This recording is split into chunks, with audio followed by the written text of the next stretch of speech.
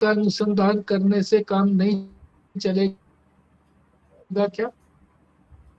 तो कहते हैं कि महावाक्य से अगर अनुसंधान करते हैं तो कोई बीच में प्रतिबंध आएगा वो भी साथ साथ दूर हो जाएगा। आगे फिर गुरु का रोल बताएंगे।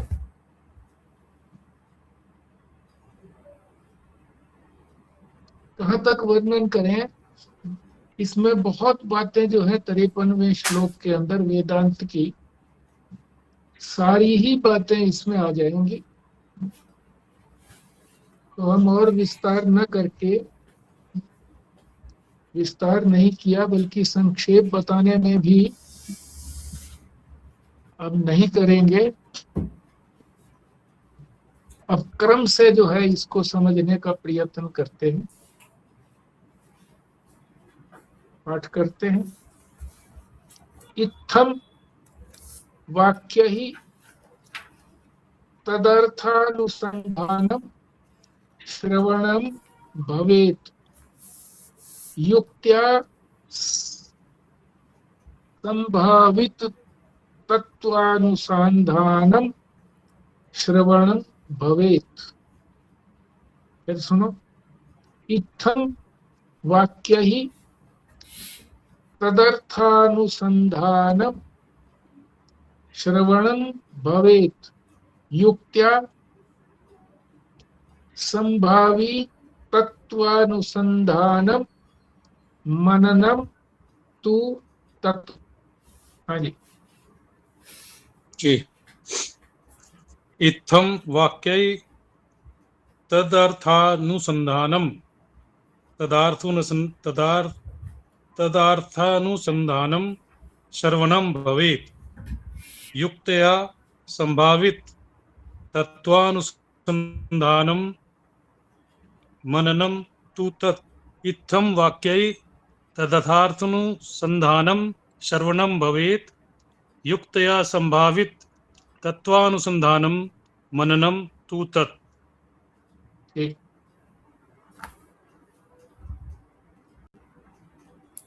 मैं पढ़ती हूँ। ओम इत्थम वाक्यै तदर्थम अनुसंधानम श्रवणम भवेत् युक्त्या संभावित तत्व अनुसंधानम मननम तु तत्।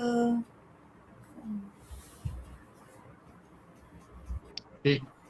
इत्थम वाक्य तदार्थ अनुसंधानम श्रवणम भवेत् युक्ता संभावित तत्व अनुसंधानम मननम तु तत्। बहुत अच्छे। इत्थं वाक्यै तदर्थानुसंधानं श्रवणं भवेत् युक्त्या संभावित स्वानुसंधानं मननं तु तत्। ठीक। इत्थम वाक्यस्तदर्थानुसंधानं श्रवणं भवेत् युक्त्या संभावित तत्वानुसंधानं मननं तु तत्। बहुत अच्छे। अर्थ समझते हैं। इत्थम, इत्थम माने इस प्रकार, वाक्य ही, वाक्य का मतलब है महावाक्य। जैसे तत्वमसि, उसका अर्थ अर्थानुसंधानम, उसके अर्थ का अनुसंधान करना।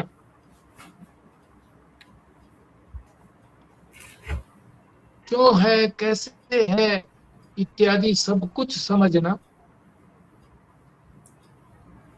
इसको श्रवणम भवेत्, ये श्रवण कहलाता है, श्रवण हो जाता है। श्रवण कब होता है? जब महावाक्य के अर्थ का अनुसंधान किया जाता है। ये पहली पंक्ति का अर्थ हुआ। दूसरी पंक्ति में युक्त्या संभावित तत्वानुसंधानम, दूसरी पंक्ति में मनन का अर्थ बता रहे हैं।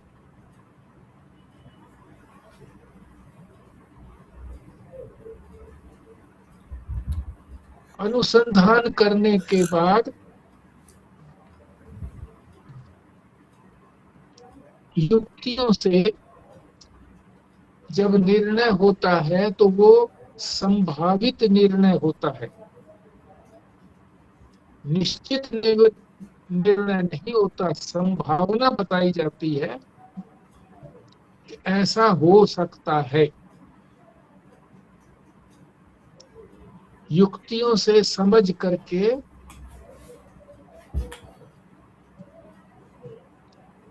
ऐसा ठीक लगता है, ऐसा हो सकता है, संभावित है, उसको मनन कहते हैं।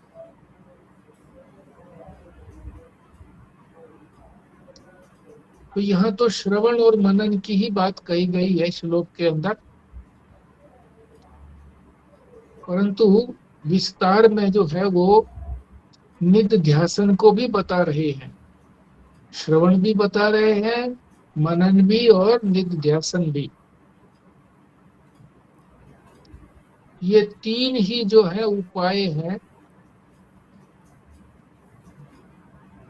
आत्मा के दर्शन के, आत्मा के साक्षात्कार के। श्रुति ने भी कहा है, श्रुति ने क्या कहा है? आत्मा वा अरे दृष्टव्य, श्रोतव्य, मंतव्य, निधिध्यासितव्य। अर्थ समझ लेते हैं। आत्मा व अरे दृष्टव्य, आत्मा देखने के योग्य है, आत्मा को देखना चाहिए। कैसे देखना चाहिए? श्रोतव्यो, मंतव्यो, निधिध्यासितव्य है। पहले श्रवण करो, फिर उसका मनन करो युक्तियों से, और फिर उसका ध्यान करो, जिसको यहाँ निधिध्यासन कहा है।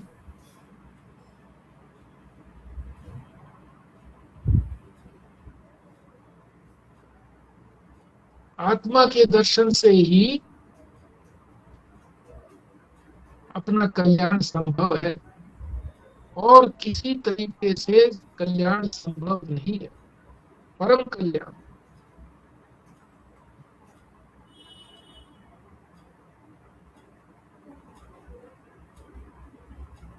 यही परमार्थ का एकमात्र मार्ग है, साधन। स्मृतियों में भी यही बात कही गई है। दूसरे शब्दों में क्या कहा गया है? श्रोतव्य है, श्रुति वाक्यभ्य मंतव्य च उपपत्ति भी। क्या कहा? आगे भी है इसमें, मत्वा च सततम ध्यायेत् एते दर्शन हेतवः। क्या कहा है? श्रुति वाक्यों से, श्रुति वाक्येभ्यो, इसका अर्थ है श्रुति वाक्यों से। श्रोतव्य, श्रवण करें, और उपपत्ति, उपपत्ति का अर्थ होता है संगति लगाना, रीजनिंग करना, तर्क से उसको ठीक सिद्ध करना, इसको कहते हैं उपपत्ति। हिंदी में उसको संगति बोलते हैं। ठीक ज्ञान होना। कई बार कोई ऊट पटांग उत्तर देता है ना किसी बात का, तो कहते हैं ये तो संगत नहीं हुआ।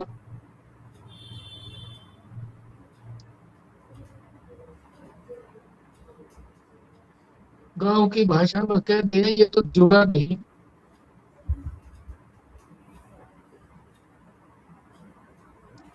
जैसे किसी ने कहा, जाट रे जाट तेरे सिर पर खाट।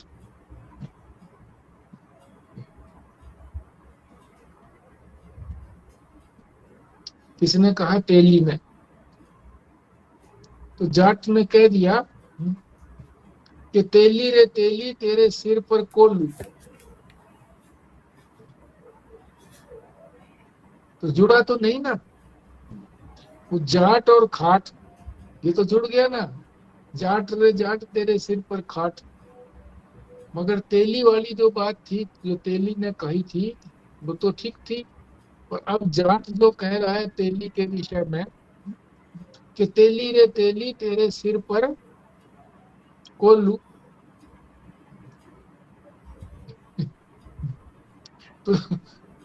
तो कहा कि भाई ये तो जुड़ा नहीं।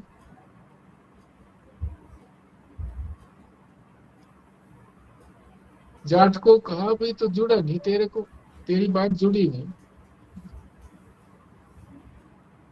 तो जाट ने कहा अरे जुड़ी नहीं, बोझ तो मरेगा अगला। कोल्हू सिर पर रखेगा तो बोझ तो मरेगा। ये हंसी की बात है। तो ये बताने के लिए कि संगत बात, जुड़ जाए बात, ठीक लगे। अंग्रेजी में उसको रीजनिंग कहते हैं। तर्क से वो बात ठीक हो जाए।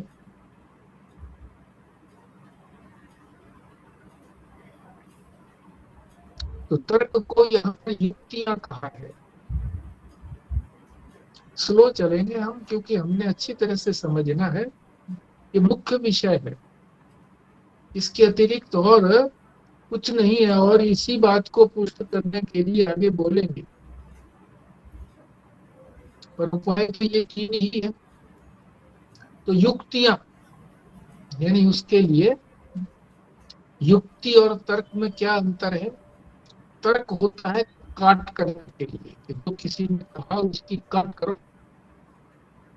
और युक्ति होता है समझने के लिए। जो शिष्य करता है तर्क, वो समझने के लिए करता है कि मुझे समझ में नहीं आया, समझाइए। तो गुरु जो है फिर जो चीज कही गई है, जो चीज श्रवण किया हुआ है, सुना है, उसी को सिद्ध करने के लिए, प्रमाण तो महावाक्य है जिसका श्रवण किया है, और उसको पुष्ट करने के लिए उसके अनुकूल तर्क ढूंढने हैं। तो गुरु जो है वो तो अनुकूल तर्क देता है।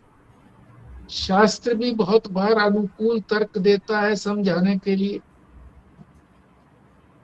और गुरु तो अपने अनुभव से भी बताता है।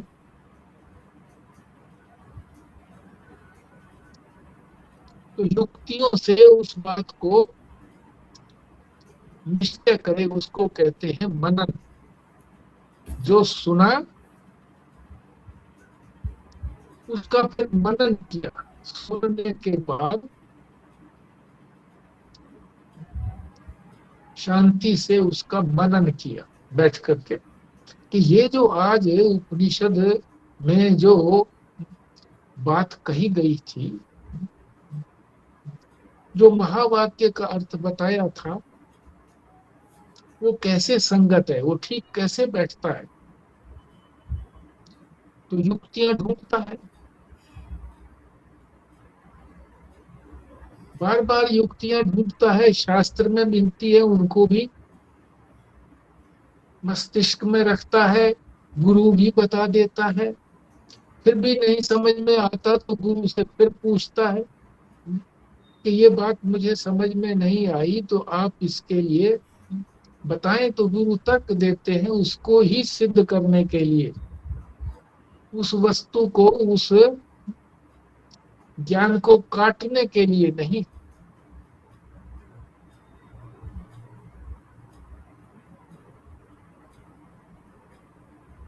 और कब तक करना है इसको मनन? जब तक, यहां शब्द दिया हुआ है निर्विचिकित्स, निर्विचिकित्स,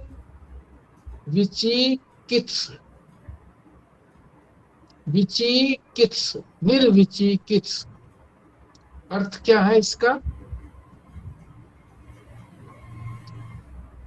कोई भी संदेह या जिज्ञासा न रह जाए, सारे संदेह हल हो जाए, समझ में आ जाए, कोई भी उसके अंदर शंका न रहे, संदेह न रहे कि ये ऐसे कैसे है।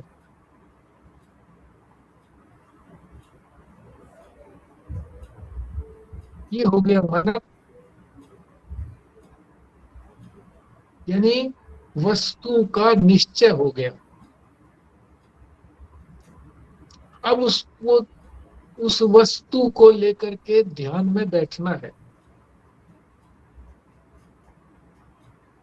निश्चय तो हो गया, तो वस्तु का जब ध्यान करते हैं, निश्चित वस्तु का जब ध्यान करते हैं, उसको यहाँ निध्यासन कहा है।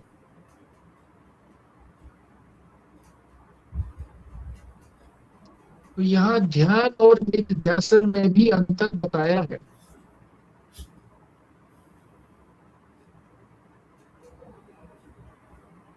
किसी चीज को जानने के लिए अगर उसका ध्यान करते हैं तो उसको तो कहते हैं ध्यान। जैसे शालिग्राम की वटिया है,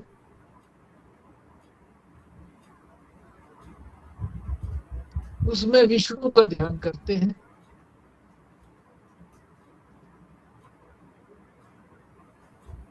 है वो वटिया पत्थर की, पर ध्यान क्या करते हैं? जैसे ये विष्णु है, विष्णु भगवान, दीर्घ काल तक ध्यान करते करते, ये सोचते सोचते कि ये विष्णु भगवान है, ध्यान करते रहेंगे दीर्घ काल तक, तो विष्णु भगवान का दर्शन हो जाएगा।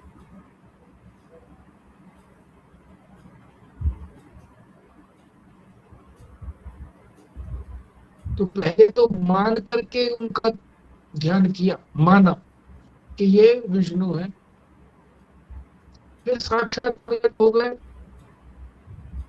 भगवान विष्णु।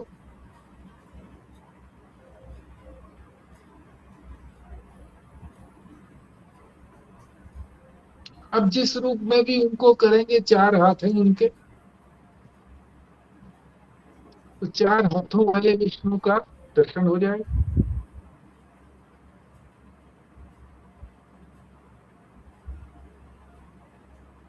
पर 4 हाथ किस तरह से हैं?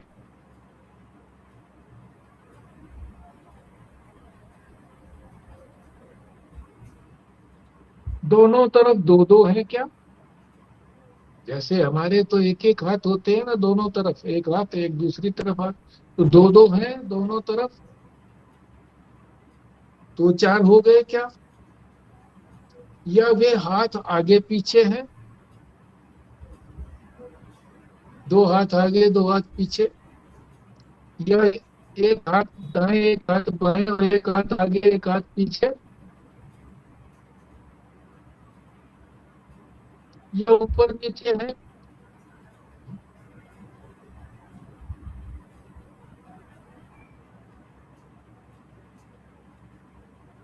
तो ये तो दर्शन होगा तभी पता लगेगा कि उनके हाथ जो चार हैं वो कैसे हैं, आगे पीछे हैं, दाएं बाएं हैं, ऊपर नीचे हैं।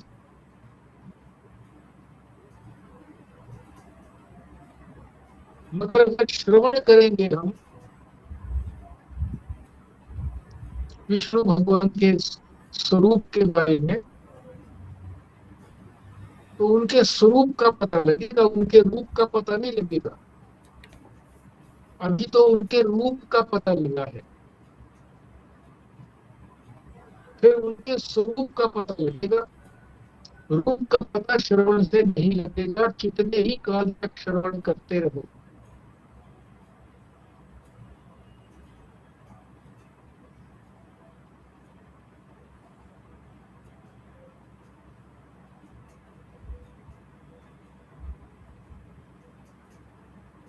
उनके रूप के बारे में निश्चय हो ही नहीं सकता, कितना ही श्रवण किए जाओ। वो तो स्वरूप के बारे में पता लगेगा।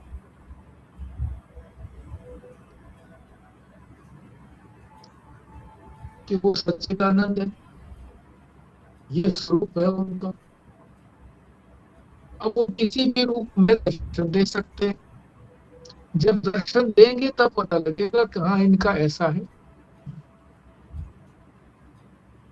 और जिसने जैसा ध्यान किया होगा उसको वैसा ही दर्शन हो जाए।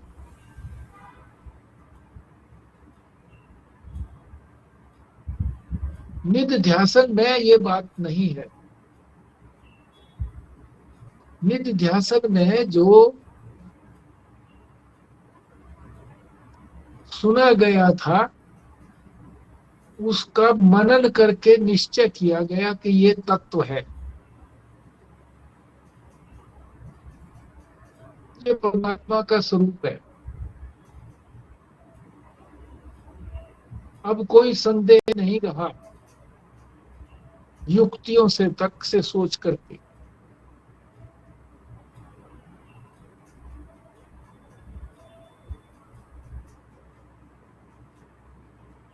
फिर उसका ध्यान किया जाएगा जो निश्चित हो चुका है।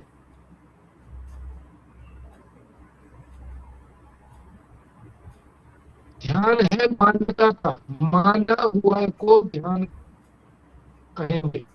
ध्यान माना जाता है और नित्य ध्यान जो है वो निश्चित किया जाता है। निश्चित होने के बाद उसका ध्यान किया जाता है तो उसको नित्य ध्यान कहते हैं।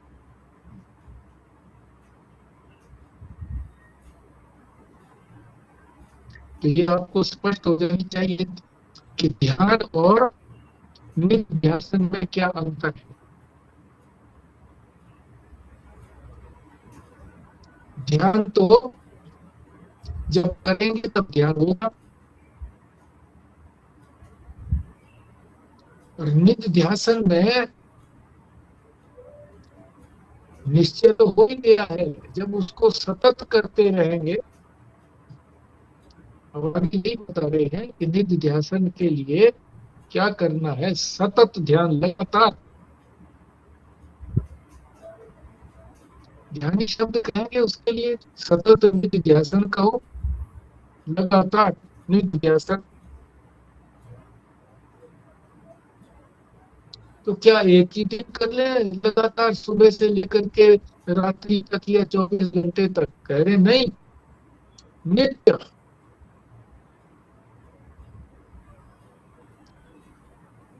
जगने से लेकर के सोने तक।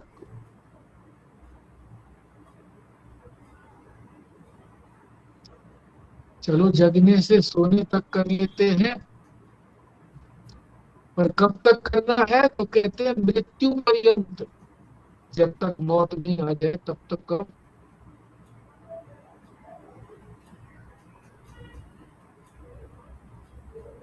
और बीच में अगर नित्य ध्यान पक्का हो जाए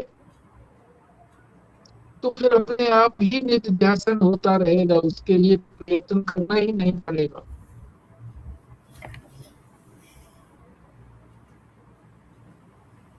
इसीलिए कहा है अपने स्वरूप का ध्यान नित्य भी होना चाहिए और निरंतर भी होना चाहिए।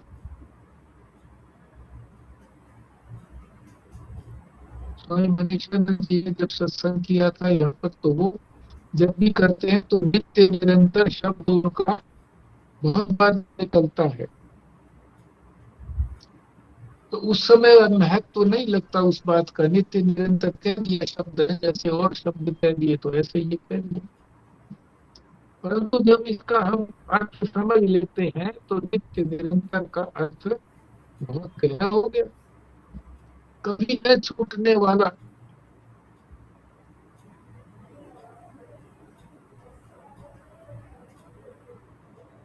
अब आगे शंका करते हैं फिर।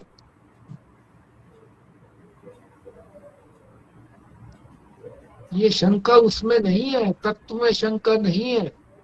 जो श्रवण किया हुआ है और उसका मनन किया हुआ है उसमें शंका हटा दी है, नहीं रही शंका, उसी का ध्यान कर रहे हैं। पर शंका किस बात की कर रहे हैं फिर? शंका ये कर रहे हैं कि हर समय अगर हम यही नित्य ध्यान करते रहेंगे, ध्यान करते रहेंगे, तो दाल रोटी कब खाएंगे?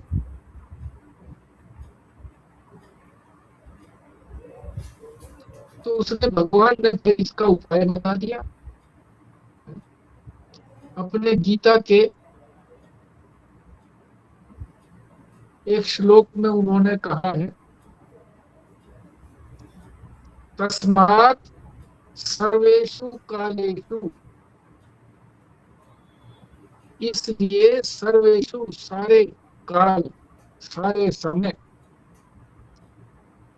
तस्मात् सर्वेषु कालेषु इसलिए सारे समय, माम अनुस्मर, मेरा अनुस्मरण करो।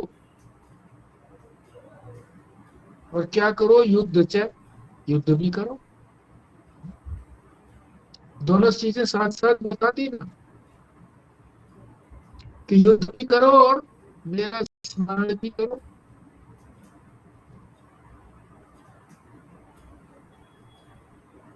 तो युद्ध में तो बड़ा ध्यान इधर लगाना पड़ता है।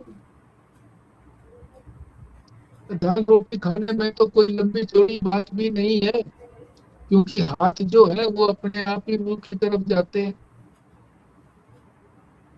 और जब मुंह का कौर खत्म हो जाता है तो अपने आप सटका जाता है, और फिर सटकने के बाद दूसरा कौर लेने के लिए हाथ अपने आप बढ़ता है। आंख मीच करके भी ऐसा हो सकता है, ये तो और भी सरल बात हो गई। हाँ, कमाना दिक्कत हो सकता है।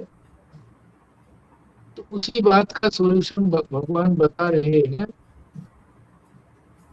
कि भगवान कह रहे हैं तो गलत नहीं कह रहे, कि वो कह रहे हैं कि युद्ध भी कर और मेरा अनुस्मरण भी कर।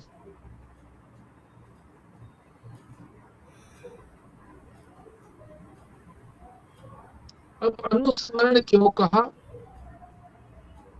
स्मरण ही कह देते। स्मरण माने याद करना।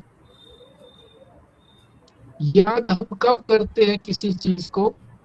जिसका हमने पहले कभी अनुभव किया हो, तभी तो चीज याद आएगी ना। किसी चीज का अनुभव ही ना किया हो तो याद कैसे आएगी? तो पहले अनुभव किया हो, फिर उसका स्मरण हो सकता है, तो स्मरण कह देते। स्मरण से ही बात बन सकती थी। अनुस्मरण क्यों कहा? तो शास्त्र जो है कभी भी कोई अक्षर व्यर्थ नहीं कहता, उसका कुछ न कुछ तात्पर्य होता है। तो ये स्मरण के साथ अनु क्यों जोड़ा? अनु,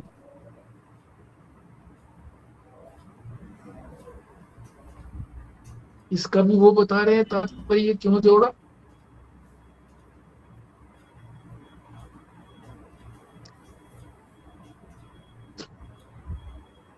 क्योंकि ध्यान के अंदर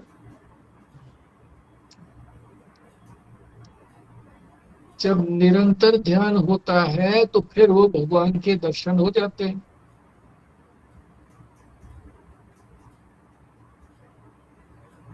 जब दर्शन हो गए भगवान के तो फिर और कृत्य हो गया, जो कुछ करना था वो कर लिया।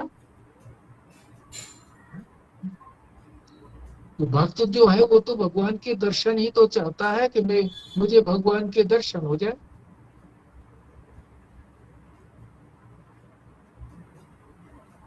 ज्ञानी को जो है वो दर्शन से संतुष्टि नहीं होती।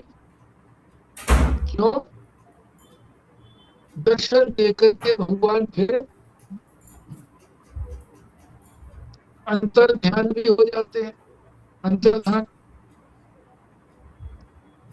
दिखाई नहीं पड़ते, फिर भक्त जो है तड़पता है। गोपियां इसीलिए तो तड़पती थी कि जब तक वो वृंदावन में थे तो रोज दर्शन करती थी।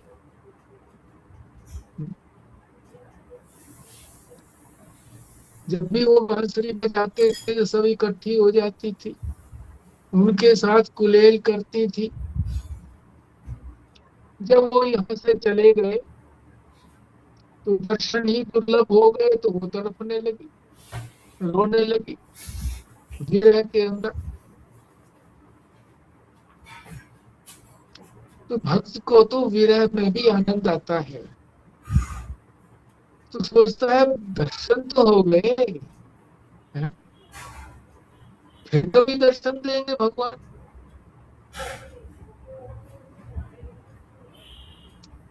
तो ज्ञानी कहता है दर्शन से नहीं, मैं तो वही होना चाहता हूँ जो वो है, जो उनका स्वरूप है, तो वही होना चाहता हूँ। क्यों बिछड़ू मैं उनसे, क्यों रोऊं, क्यों विरह में तड़पूं।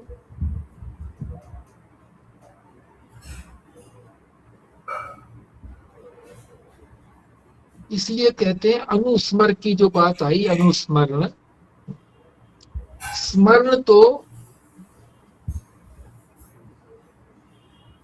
ध्यान में भी अगर स्मरण किया जाता है सतत तो भगवान के दर्शन हो जाते हैं।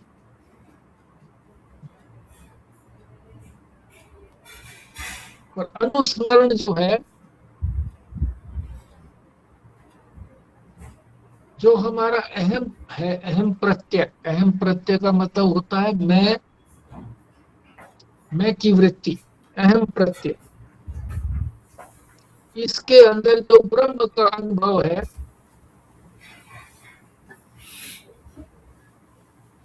वो श्रवण मनन से हो जाता है। श्रवण करेंगे फिर उसका मनन करेंगे,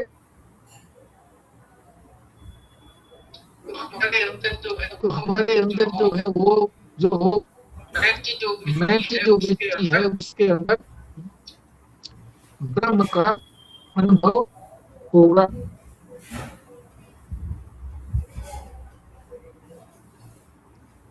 ये अनुभव होने के बाद फिर स्मरण के लिए कहा है कि अनुस्मरण। ये वाला अनुभव होने के बाद फिर स्मरण लगाया जाए इसमें, अनुस्मरण। इसीलिए इसको अनुस्मरण कहा है कि पहले अपनी मैं की वृत्ति के अंदर ब्रह्म का अनुभव हुआ और फिर इसका स्मरण है, सतत स्मरण। इसी को अनुस्मरण कहते हैं कि अनुस्मरण करो, माम अनुस्मर, मेरा अनुस्मरण करो और युद्ध करो।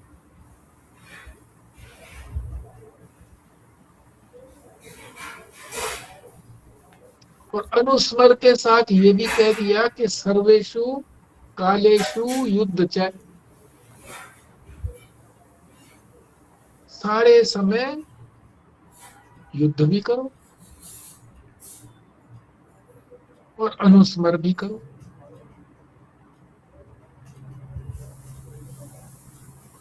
इसका क्या मतलब हो गया कि कोई भी काम करो, एक चीज को हम कभी भी नहीं भूलते। कौन सी ऐसी चीज है जिसको हम कभी भी नहीं भूलते? आप लोग बताएंगे। मैं को। हाँ, मैं को हम कभी नहीं भूलते। मैं को क्या हमको याद करना पड़ता है? अरे मैं कभी भी याद नहीं करना पड़ता, हमेशा ही मैं हूँ, मैं हूँ। हाँ? अरे आज सारा दिन मैं काम में लगा रहा, अब मैं देखो तो सही कि मैं हूँ कि नहीं, जिंदा हूँ कि नहीं हूँ जिंदा। ऐसा कभी होता है? कितने ही काम में लगे रहो, कभी भी ऐसा नहीं होता मैं का तो याद बनी ही रहती। सब समय अपने को हम जानते हैं,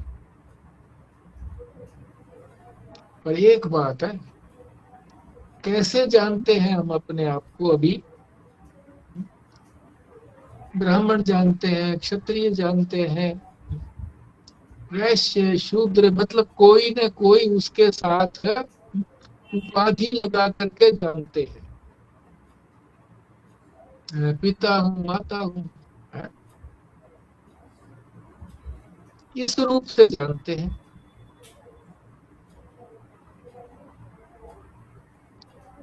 पर इस जानकारी को किस तरह से बदलना है, उन्हें श्रवण मनन से निश्चय करना है। श्रवण मनन से निश्चय करना है। जो श्रवण किया, सुना, महावाक्य के बारे में जो कुछ भी वेद कहता है, उपनिषद कहते हैं, उसको अच्छी तरह से सुना, तात्पर्य उसका जाना कि क्या मतलब है, और फिर उसको मनन करके निश्चय किया कि अब इसमें कोई शंका नहीं है, युक्तियों से उसको पक्का कर लिया।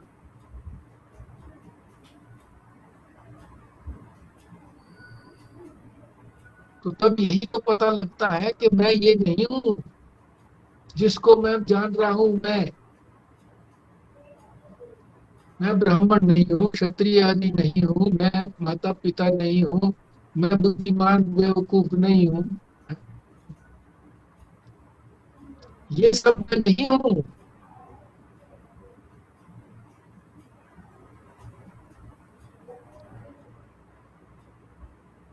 मैं क्या हूँ? मैं आत्मा हूँ। जब ये जान लिया इस प्रकार से,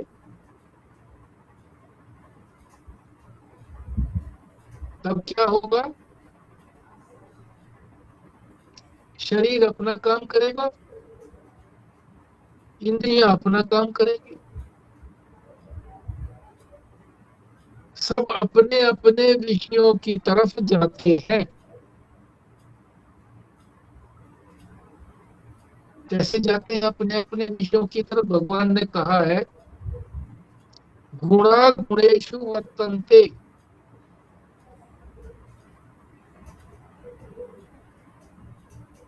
गुणा,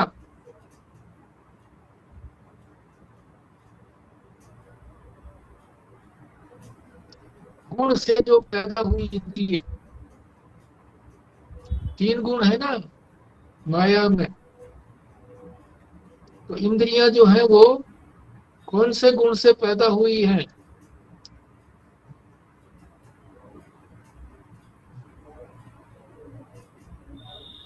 मलिन सत्व गुण से पैदा हुई है। तो वो इंद्रिय जो है उसी में बढ़ती है, किसमें? जिस गुण में पैदा हुई है। हमारी जो आंख है, ये नेत्रेंद्रिय, ये सत्व गुण से पैदा हुई है, तो सत्व गुण में ही है, जाएगी, अपने अपने विषयों में जाएंगे। रजोगुण से पैदा होने वाले उसी में जाएंगे, रजोगुण में। हम ये समझते रहेंगे कि ये इंद्रियां जो है गुण जो है वो अपने अपने गुणों में बरत रहे हैं। मैं इनसे अलग हूं।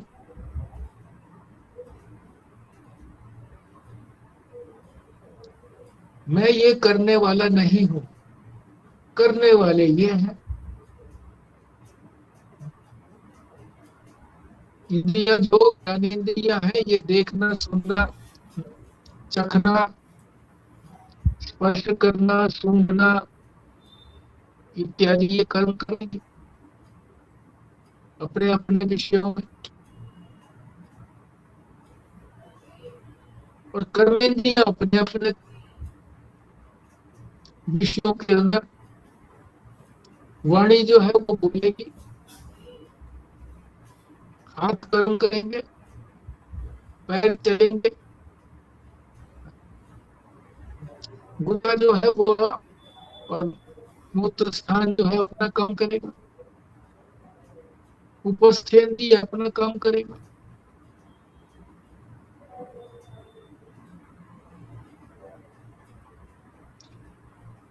तो ये पता कैसे लगा?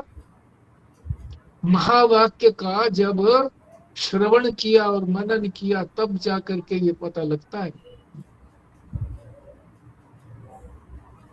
कि सब अपने अपने कार्यों में संलग्न रहेंगे और मैं उनसे अलग हूं, मैं अछूता हूं, मैं उनको स्पर्श नहीं करता, मैं आत्मरूप हूं। ये महावाक्य से पता लगा, क्योंकि महावाक्य जो है वो जब उसी का अनुसंधान किया जाता है, मुख्य जो है वो अनुसंधान महावाक्य का ही है। वेदांत के अंदर महावाक्य में दो अक्षर है, तत् और त्वम।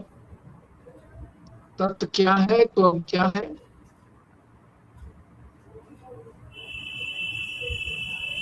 इसको जानना। तत् जो है उसके अंदर कौन सी उपाधि है जिससे वो सर्वज्ञ, सर्वशक्तिमान और सर्वांतर्यामी इत्यादि सृष्टि की उत्पत्ति, स्थिति, प्रलय करता है?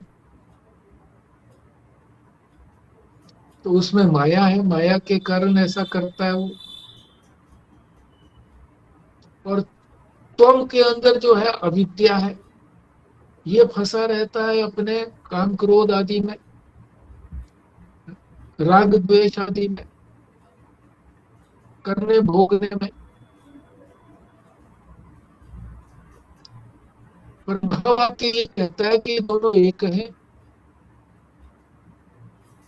तत्त्वम असि, तू वही है, ये कह रहा है। तो तू वही कैसे हो जाएगा?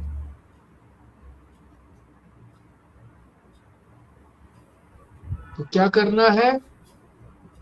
शोधन करना है। इसी को शोधन कहते हैं, पद पदार्थ का शोधन। उपाधियों को हटा दो, तत् की उपाधि माया को हटा दो, त्वम की उपाधि जो है अविद्या को हटा दो।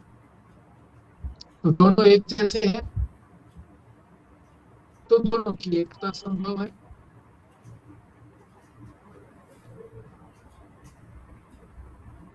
तो ये शास्त्र का यानी महावाक्य का ये, इससे महावाक्य का जो अर्थ है वो उद्घाटित हो जाएगा। तो पता लग जाएगा कि मैं तो अधिष्ठान हूं, सारी चीजें मेरे अंदर ही समाती हैं।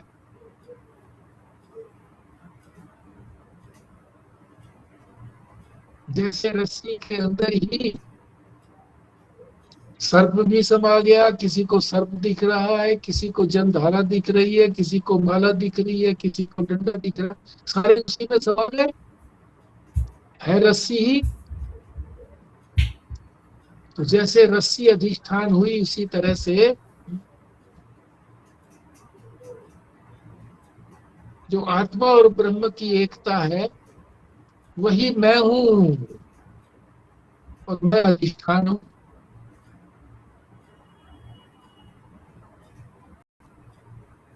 ये सब जो है अज्ञान से प्रतीत हो रहे थे, रस्सी के अंदर प्रतीत इसलिए हो रहे थे कि कुछ धुंधल का था, धुंधलापन था, प्रकाश पूर्ण नहीं था। और हमको कैसे प्रतीत हो रही है सारी चीजें ये कि ईश्वर जो है वो सृष्टि की उत्पत्ति स्थिति प्रलयवादी करता है और मैं जो हूँ वो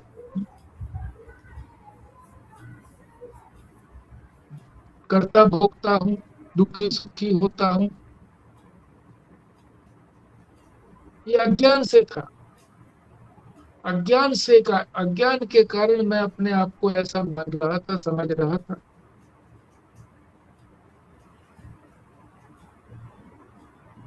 जब मुझे अपने स्वरूप का पता लग गया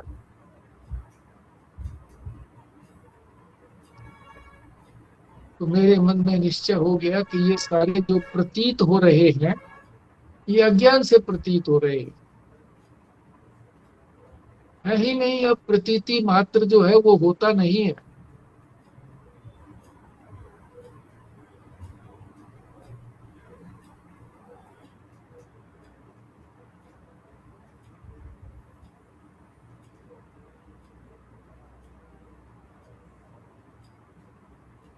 अब यही अगर हम विश्राम लें तो ज्यादा उचित रहेगा। आपको भी 5-4 मिनट मिल जाएंगे और हमें कोई जल्दी नहीं है भागने दौड़ने की।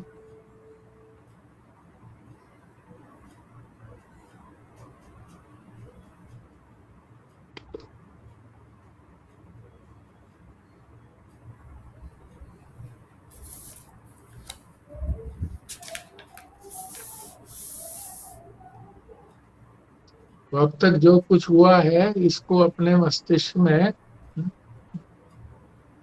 स्थायी रूप से इसको स्थान दे देना चाहिए।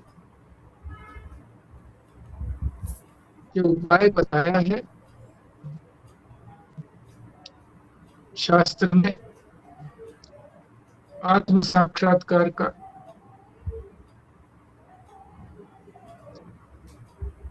और उसके लिए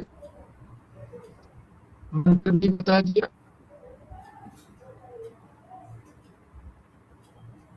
और स्मृतियों के अंदर भी श्लोक बता दिए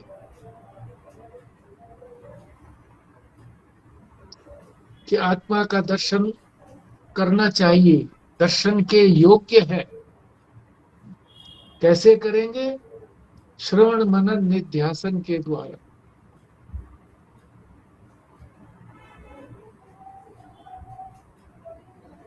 और निध्यासन कब तक करना है? सतत करना है, नित्य निरंतर करना है। फिर जब शंका आएगी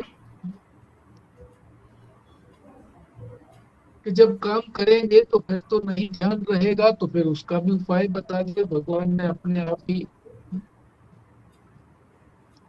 तस्मात् सर्वेषु कालेषु माम अनुस्मर युद्ध च, युद्ध भी कर और मेरे को अनुस्मर भी कर। तो अनुस्मर का अर्थ बता दिया कि केवल स्मरण नहीं है, अनुस्मरण है। अनुस्मरण में स्मरण में अंतर है।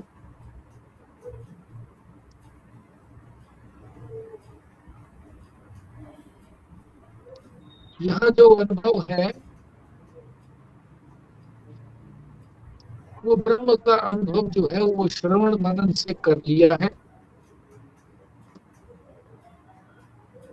निश्चय हो गया है। इसीलिए उसका अनुस्मरण करना है, अनुस्मरण। और वो किस रूप में करना है? मैं रूप में। कौन सा मैं रूप? जो निरुपाधिक है, जिसमें कोई शरीर से लेकर के अहंकार पर्यंत कोई उपाधि नहीं है।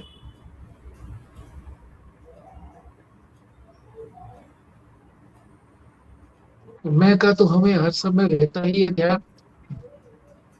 बस इतना करना है कि वो जो मैं है, क्योंकि हमने अनुभव कर लिया है कि श्रवण मनन के बाद जो बचता है वो अपना स्वरूप ही बचता है, तो अपने स्वरूप का ही ध्यान सतत बना रहेगा। अब वो मैं रूप से नहीं समझेंगे उसको, जो मिला जुला रूप है, बल्कि जो शुद्ध रूप है उसी को अपना मैं समझेंगे। और कार्य होता रहेगा, कार्य करने वाले जो यंत्र हैं वो अपना अपना कार्य करते रहेंगे।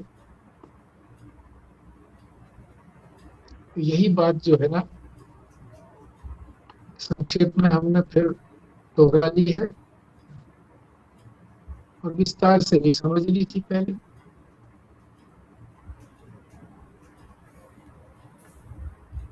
आप नहीं बोलते हैं तो फिर मुझे कोई बोलना पड़ता है। ध्यान और निध्यासन के बीच में जो आपने अंतर बताया, एक हाँ जी। पहला तो आपने बताया कि किसी चीज को जानने के को ध्यान कहते हैं, तो हाँ उसको ध्यान करते हैं जिस किसी चीज का, तो उसको ध्यान ध्यान कहते हैं, ध्यान। और दूसरा निध्यासन जो है, इसमें क्या है जी, थोड़ा बताएंगे? हाँ जी, आप लोग बोलिए, कोई बोले। निधिध्यासन है जी अपने स्वरूप में स्थित रहना, नित्य और निरंतर। श्रवण मनन से जब हमको ये पता चल गया कि जी मैं ये उपाधियों से अतिरिक्त हूँ, ये उपाधि वाला मैं नहीं हूँ, ये शरीर मन बुद्धि चित्त अहंकार ये उपाधियां मेरी हैं, मगर मैं ऐसा नहीं हूँ। श्रवण और मनन से जब ये पक्का हो गया और निधिध्यासन में इसी की दृढ़ता हो गई, स्थित हो गया, तो वो निधिध्यासन है। मैं जब सच्चित आनंद के, बस सीधी सी बात है जी, उपाधियों के अतिरिक्त जो मैं हूँ उसको जान लिया और उसमें स्थित होना, वो निधिध्यासन है। फिर उसमें यही करना है कि जी मैं ये जो इंद्रियां हैं या गुणों में बरत रहे हैं, मैं इनसे अलग हूँ और मैं अपने स्वरूप में स्थित हूँ। देखो, ध्यान जो है वो तो माना है, अभी मान करके ध्यान कर रहे हैं। और निधिध्यासन में जान करके कर रहे हैं, जान गए हैं हम, जान करके ध्यान कर रहे हैं, उसको निधिध्यासन कहते हैं, जान करके। और वहां जो है ध्यान जो है मान करके, अभी जाना नहीं है, अभी मान्यता है। जैसे पत्थर की बटिया को क्या माना, भगवान विष्णु माना, माना ना, मान करके ध्यान कर रहे हैं। और यहाँ जो है जान करके ध्यान कर रहे हैं, अपने स्वरूप का ज्ञान हो गया, अब उसका ध्यान कर रहे हैं, तो उसको कहेंगे निधिध्यासन।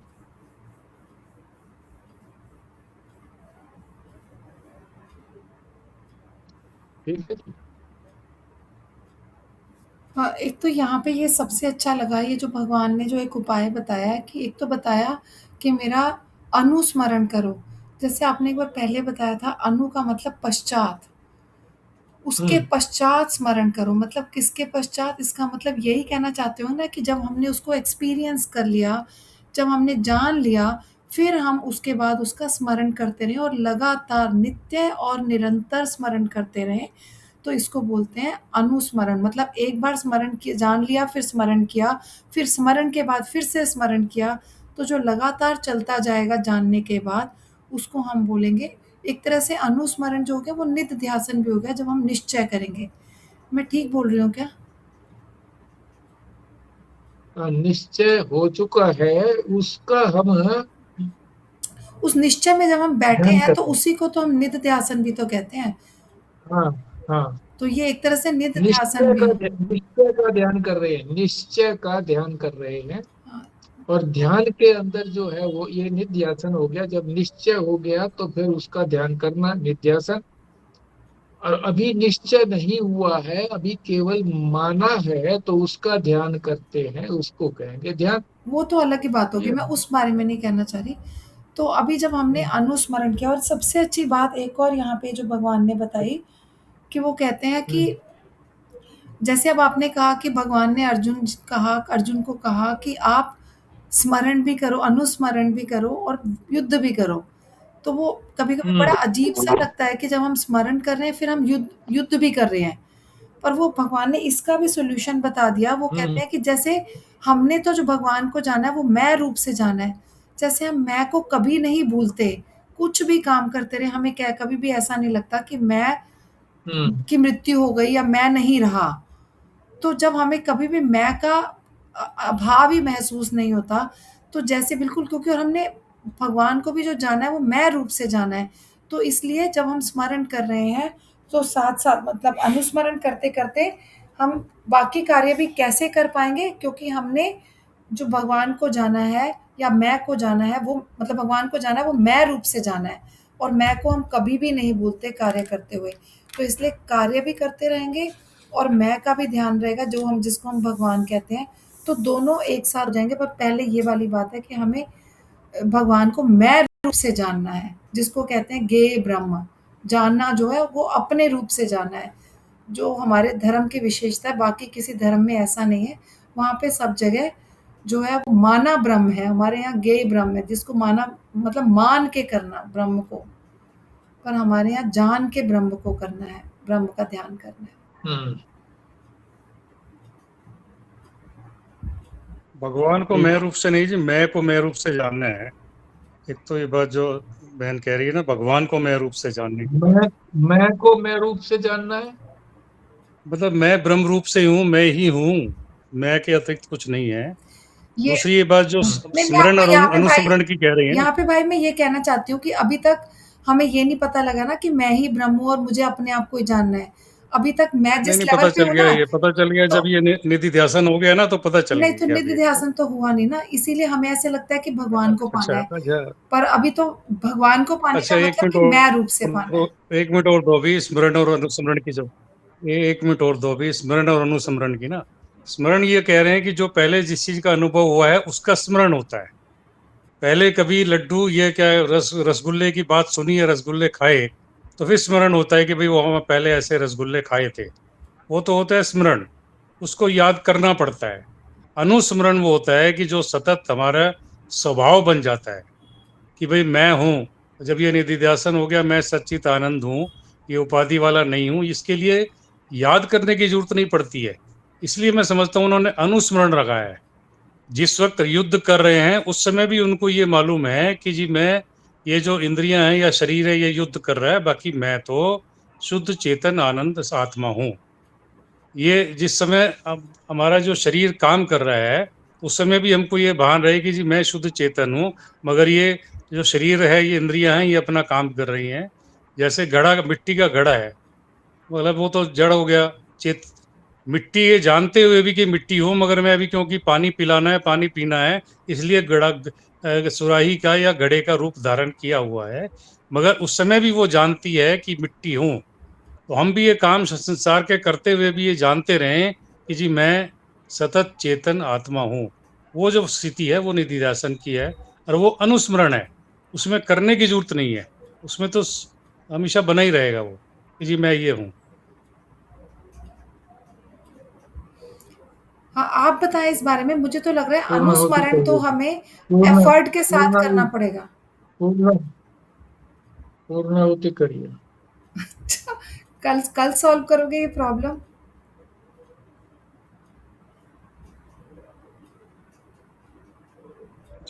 ओम पूर्णमद पूर्णमिदम पूर्णात् पूर्णमुदच्यते पूर्णस्य पूर्णमादाय पूर्णमेवावशिष्यते। ओम शांति शांति शांति। नारायण नारायण नारायण। नारायण नारायण। नारायण। नारायण। नारायण।